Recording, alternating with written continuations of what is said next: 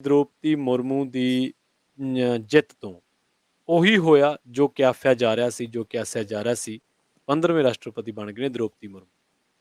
ਬਿਲਕੁਲ, ਜੇਕਰ ਆਪਾਂ ਗੱਲ ਕਰੀਏ ਪ੍ਰਵੀਨ ਜੀ ਤਾਂ ਇਹ ਇੱਕ ਚੰਗਾ ਸੰਕੇਤ ਹੈ ਜਦੋਂ ਆਦੀਵਾਸੀ ਮਤਲਬ ਕਿ ਕਬੀਲੇ ਦੇ ਵਿੱਚੋਂ ਇੱਕ ਬੀਬੀ ਨੂੰ ਮਤਲਬ ਰਾਸ਼ਟਰਪਤੀ ਦਾ ਅਹੁਦਾ ਮਿਲਿਆ। ਭਾਰਤ ਦੇ ਇਤਿਹਾਸ ਦੇ ਵਿੱਚ ਇਹ ਦੂਜਾ ਮੌਕਾ ਹੈ ਜਦੋਂ ਕਿਸੇ ਬੀਬੀ ਨੂੰ ਮੌਕਾ ਮਿਲਿਆ। ਪਰ ਆਜ਼ਾਦੀ ਤੋਂ ਬਾਅਦ ਜੇਕਰ ਆਪਾਂ ਗੌਰ ਕਰੀਏ ਤਾਂ ਇਹ ਮਤਲਬ ਕਿ ਇੱਕ ਨਿਵੇਕਲੀ ਪਹਿਲ ਕਦਮੀ ਪਹਿਲੀ ਵਾਰ ਉੱਭਰ ਕੇ ਸਾਹਮਣੇ ਆਈ ਹੈ ਕਿ 75 ਸਾਲਾਂ ਦੇ ਵਿੱਚ, ਆਜ਼ਾਦੀ ਦੇ 75 ਵਰ੍ਹਿਆਂ ਦੇ ਵਿੱਚ ਪਹਿਲੀ ਵਾਰ ਕਿਸੇ ਆਦੀਵਾਸੀ ਪਰਿਵਾਰ ਦੇ ਵਿੱਚੋਂ, ਆਦੀਵਾਸੀ ਕਬੀਲੇ ਦੇ ਵਿੱਚੋਂ ਔਰ ਉਹ ਵੀ ਕਿਸੇ ਬੀਬੀ ਨੂੰ ਚੁਣਨਾ। ਸੋ ਇਸ ਲਈ ਇਹ ਭਾਰਤ ਦੇ ਉਹਨਾਂ ਸੰਸਦ ਮੈਂਬਰਾਂ ਨੂੰ, ਵਿਧਾਨ ਸਭਾ ਦੇ ਮੈਂਬਰਾਂ ਨੂੰ, ਸਾਰਿਆਂ ਨੂੰ ਇਸ ਗੱਲ ਦੇ ਲਈ ਸ਼ਾਬਾਸ਼ੀ ਬਣਦੀ ਹੈ ਕਿ ਉਹਨਾਂ ਨੇ ਸਹੀ ਚੋਣ ਕੀਤੀ ਹੈ। ਬੇਸ਼ੱਕ ਇਹ ਉਮੀਦਵਾਰ NDA ਦਾ ਸੀ, BJP ਦਾ ਸੀ, ਜਿਸ ਨੂੰ ਲੈ ਕੇ ਕਈ ਮਨਾਂ ਦੇ ਵਿੱਚ ਮਤਲਬ ਕਿ ਇੱਕ ਬਲਬਲੇ ਵੀ ਰਹਿੰਦੇ ਨੇ, ਇੱਕ ਖਲਾਅ ਵੀ ਰਹਿੰਦਾ, ਇੱਕ ਫਿਕਰਮੰਦੀ ਵੀ ਰਹਿੰਦੀ ਹੈ ਕਿ ਜਿਸ ਢੰਗ ਦੀ BJP ਰਾਜਨੀਤੀ ਕਰ ਰਹੀ ਹੈ ਦੇਸ਼ ਵਿੱਚ। ਪਰ ਉਹਦੇ ਬਾਵਜੂਦ ਜੇਕਰ ਤੁਸੀਂ ਦੇਖੋ ਤਾਂ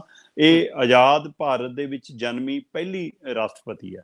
ਸੋ ਇਸ ਹਵਾਲੇ ਨਾਲ ਵੀ ਮਤਲਬ ਕਿ ਇੱਕ ਨਿਵੇਕਲੀ ਪਹਿਲ ਕਦਮੀ ਹੈ। ਔਰ ਉਸ ਭਾਈਚਾਰੇ ਜੋ ਜਿਸ ਕਬੀਲੇ ਤੋਂ ਆਉਂਦੀ ਆ, ਉੜੀਸਾ ਦੇ ਜਿਹੜੇ ਇੱਕ ਬਹੁਤ ਸਧਾਰਨ ਪੇਂਡੂ ਪਿਛੜੇ ਇਲਾਕੇ ਤੋਂ ਜਿੱਥੋਂ ਆਉਂਦੇ ਨੇ ਮੁਰਮੂ, ਉਸ ਹਵਾਲੇ ਜਦੋਂ ਦੇਖਦੇ ਹੋ ਤਾਂ ਸਭ ਤੋਂ ਘੱਟ ਉਮਰ ਦੀ ਬਣਨ ਵਾਲੀ ਰਾਸ਼ਟਰਪਤੀ ਵੀ ਹੈ।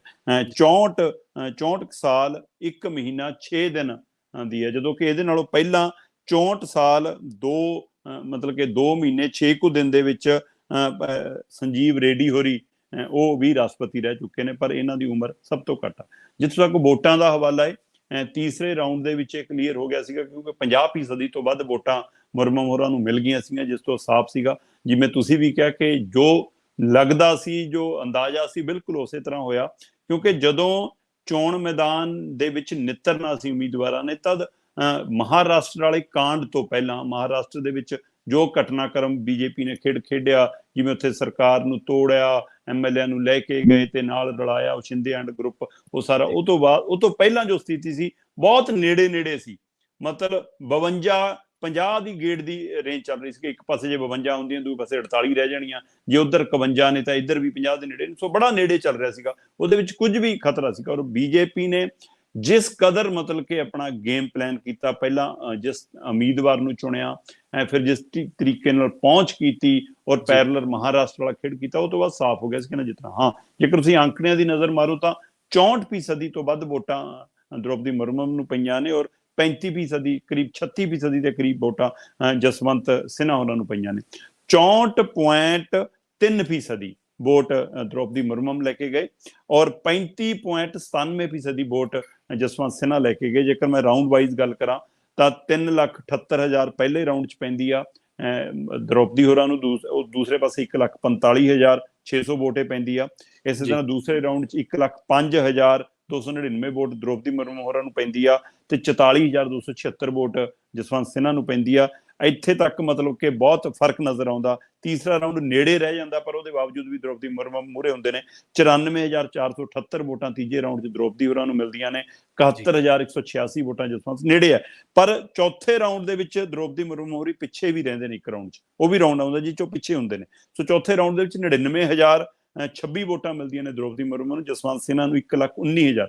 ਅਸਲ ਜਦੋਂ ਮੈਂ ਸੂਬਿਆਂ ਬਾਈ ਦੇਖ ਰਿਹਾ ਸੀ ਤਾਂ ਮੈਂ ਝਾਤ ਮਾਰ ਰਿਹਾ ਸੀਗਾ ਕਿ ਉਹਦੇ ਵਿੱਚ द्रौपदी मुर्मू ਜਿੱਥੇ ਸਭ ਤੋਂ ਵੱਧ ਵੋਟਾਂ ਪਈਆਂ ਉਹਦੇ ਵਿੱਚ UP ਹੈਗਾ ਤੇ ਮਹਾਰਾਸ਼ਟਰ ਹੈਗਾ। ਦੋ ਸੂਬੇ ਅਜਿਹੇ ਨੇ, ਉਹ ਮਹਾਰਾਸ਼ਟਰ ਜਿੱਥੇ ਹੁਣੇ ਖੇਲ ਪਲਟ ਕੇ ਹਟੇ ਨੇ, ਪਰ ਪੱਛਮੀ ਬੰਗਾਲ ਤੇ ਤਾਮਿਲਨਾਡੂ ਹੈ ਜਿੱਥੇ ਜਸਵੰਤ ਸਿਨਹਾ ਨੂੰ ਵੱਧ ਵੋਟਾਂ ਪਈਆਂ।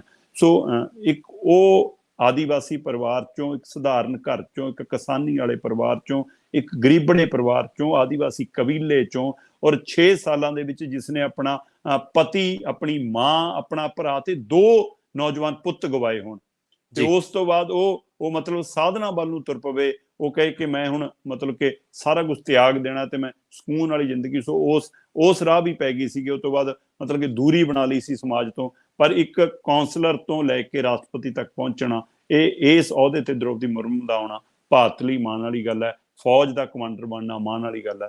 ਬਸ ਹੁਣ ਉਹ ਦੇਸ਼ ਦੇ ਰਾਸ਼ਟਰਪਤੀ ਬਣ ਕੇ ਕੰਮ ਕਰਨ, ਇਹ ਦੇਸ਼ ਉਮੀਦ ਕਰਦਾ। ਇੱਕ ਪਾਰਟੀ ਜਿਹੜੀ ਕੱਲ ਪਹਿਲੀ ਵਾਰ ਹੋਇਆ ਕਿ ਰਾਸ਼ਟਰਪਤੀ ਜਿੱਤਣ ਦੇ ਉੱਤੇ ਇੱਕ ਰਾਜਨੀਤਿਕ ਪਾਰਟੀ ਨੇ ਜਿੱਤ ਦਾ ਜਲੂਸ ਕੱਢਿਆ ਹੋਵੇ, ਥਾਲੀਆਂ ਫਿਰ ਵਜਾਈਆਂ ਹੋਣ, ਲੱਡੂ ਵੰਡੇ ਹੋਣ, ਝੰਡੇ ਪਾਰਟੀ ਦਾ ਲੈ ਕੇ।